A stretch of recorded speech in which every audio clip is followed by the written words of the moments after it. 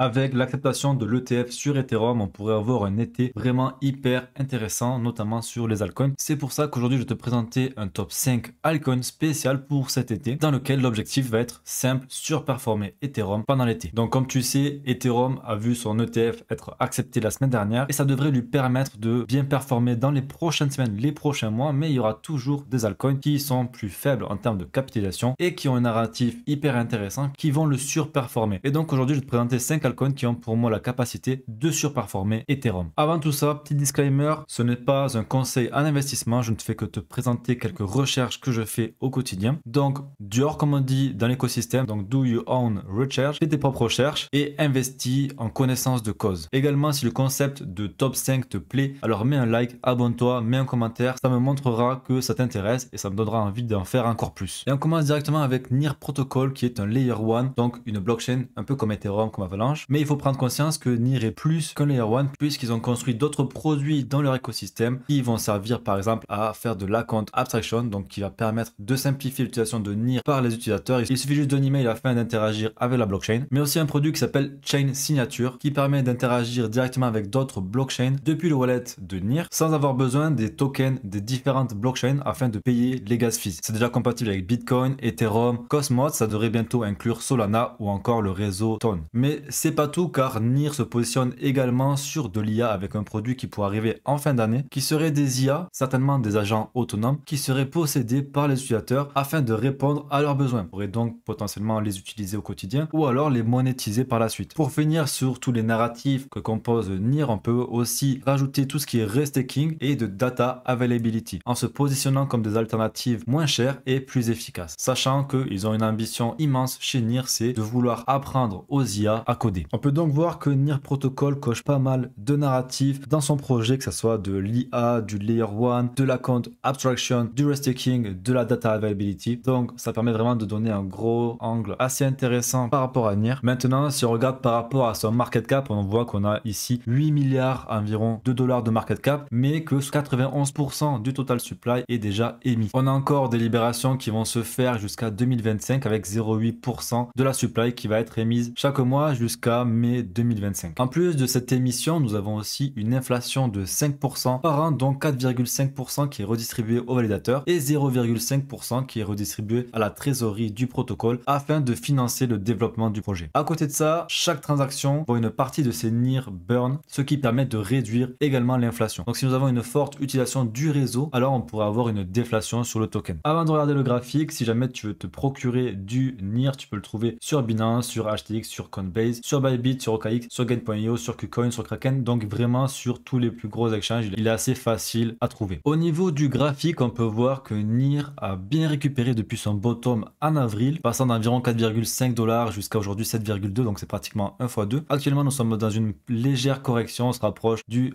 Fibonacci de 0,382, donc ça pourrait être une première zone assez intéressante pour investir sur NIR. Mais si on était amené à casser plus bas, il faudrait peut-être venir regarder vers les 0,5 du Fibonacci aux alentours des 6,4 dollars. Et si vraiment on a une correction plus profonde, venir chercher la Golden Pocket aux alentours des 5,70 $. Donc clairement, on peut voir que NIR build depuis plusieurs années et que l'adoption de ces réseaux grandit au fil des jours, au fil des mois. Il ne fait pas autant de bruit qu'un Solana et qu'un Base, mais NIR n'a pas forcément à rougir non plus. De plus, qu'il se positionne vraiment sur des narratifs très pertinents et il est vraiment prêt à venir concurrencer les meilleurs projets IA dans les agents autonomes ou alors même venir concurrencer TIA sur le domaine de la data availability. Donc là, on est vraiment sur de la haute capitalisation, mais il faut prendre conscience que lors d'un bull run, si nous avons une adoption autour de sa technologie, alors on pourrait même venir chercher un x5, voire un x10, ce qui le ferait monter en termes de market cap aux alentours de 80 milliards de dollars, voire les 40 milliards de dollars. Ce sont des targets qui sont largement faisables. Pour le deuxième token, nous allons voir Merlin Chain, qui est donc un layer 2 sur Bitcoin et qui permet de rendre compatible l'univers d'Ethereum sur Bitcoin. Il utilise notamment la technologie ZK de Polygon ou encore Celestia pour le traitement des données. Merlin Chain permet donc de regrouper le meilleur des deux écosystèmes tels que la DeFi ou encore les ordinals sur un layer 2 plus rapide, moins cher et sécurisé grâce à Bitcoin. Nous avons actuellement une TVL aux alentours des 2,5 milliards de dollars, ce qui est assez énorme pour un token qui a été lancé le 19 avril 2024. Et nous avons aussi une super traction en termes de social puisqu'on a un Twitter qui tourne aux alentours des 400 000 abonnés. Donc nous sommes sur un token qui a 120 millions de market cap mais seulement 10,8% de la supply qui est émise. Donc nous sommes sur un token qui a 120 millions de market cap, ce qui est assez faible comparé à son concurrent Binance Tax qui lui a un market cap de 2,8 milliards de dollars. Par contre, au niveau de l'émission de tokens et de la supply en circulation, Merlin Chain a seulement environ 11% de la supply qui était mise sur le marché et nous avons en moyenne 2% d'inflation mensuelle pour environ 24% par an jusqu'à avril 2028. Ce qui fait un token qui est assez inflationniste, donc il faudra prendre conscience de ça et savoir prendre des profits au fur et à mesure de la hausse. Si on va un petit peu sur les graphiques, on peut voir que après sa sortie, vu qu'il y a eu un airdrop, le token a bien corrigé et maintenant semble avoir trouvé un bottom aux alentours des 0,34 centimes et repart à la hausse ces dernières semaines. Nous aurons une prochaine libération de token qui arrivera le 19 juin, mais d'ici là, il a le temps encore de monter un petit peu en termes de prix. Est-ce qu'on doit investir maintenant ou pas? Ça, c'est à vous de prendre votre décision. Vous avez ici un Fibonacci qui montre qu'on est quand même vers des plus hauts sur les prix récemment et donc peut-être commencer à investir en DCA pour être une bonne chose, car si on continue à monter, tant mieux, on est dans le wagon, mais si on part à la baisse, eh bien on pourra racheter. Si tu veux te procurer ce token, tu pourras donc aller sur OKX, HTX, Gate.io, Bybit, KuCoin, ou sinon tu peux directement aller sur CryptoRank et taper dans Market pour chercher directement là où tu veux trouver le token. Personnellement, je trouve que le narratif est assez puissant, en tout cas pour la suite du bull run, avec un Bitcoin qui devrait continuer à exploser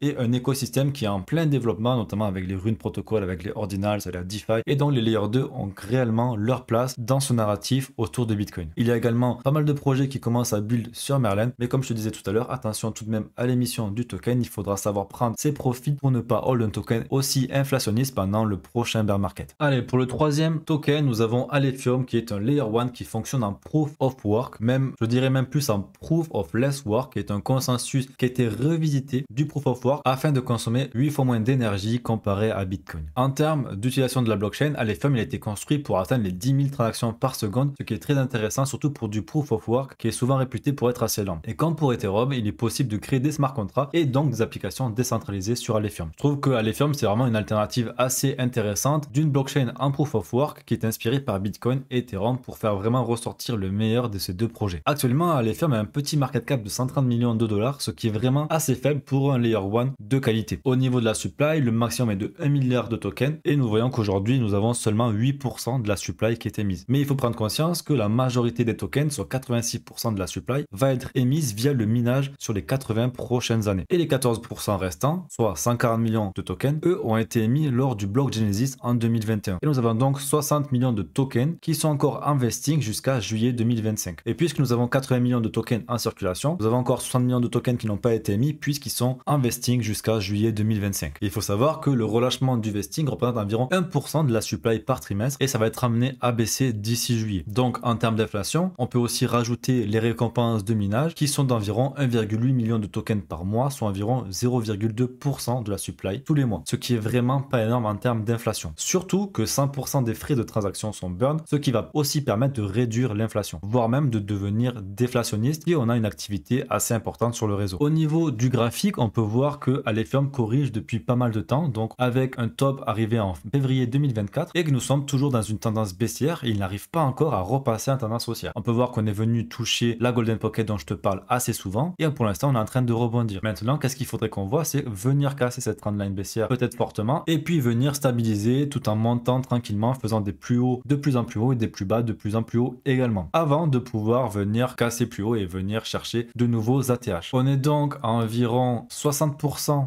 de baisse comparé à l'ATH, ce qui est vraiment assez intéressant en termes de multiples si l'on revient ne serait-ce qu'à l'ATH. Avec un market cap de 120 millions de dollars, on peut s'imaginer que Alephium pourrait très bien faire un x10, surtout que son inflation est très faible, donc s'il y a une force demande, ça créera forcément un choc de supply. Au niveau des exchanges sur lesquels on peut le trouver, nous avons notamment MEXC, Gate.io, Bybit ou alors Uniswap qui sont vraiment les plus répandus et nous n'avons pas encore vraiment de top exchange qui ont listé ce token, donc ça pourrait être vraiment bien de se positionner avant un listing de gros exchange pour potentiellement profiter d'une future hype. Donc je trouve que c'est vraiment un projet qui est très intéressant avec un bon potentiel, surtout au vu de son market cap. Donc comme je te disais, on pourrait potentiellement viser un x10 sur le cycle qui est en train d'arriver. Sachant qu'Alephium a quand même bien performé, mais il pourrait encore plus performer au vu de son projet qui est très qualitatif. Les tokenomics sont clairement bien pensés, l'inflation est raisonnable, elle va même baisser à partir de juillet, mais il va quand même falloir que l'écosystème se développe un peu plus et que des applications concrètes soient mises en place. On veut de la DeFi, on veut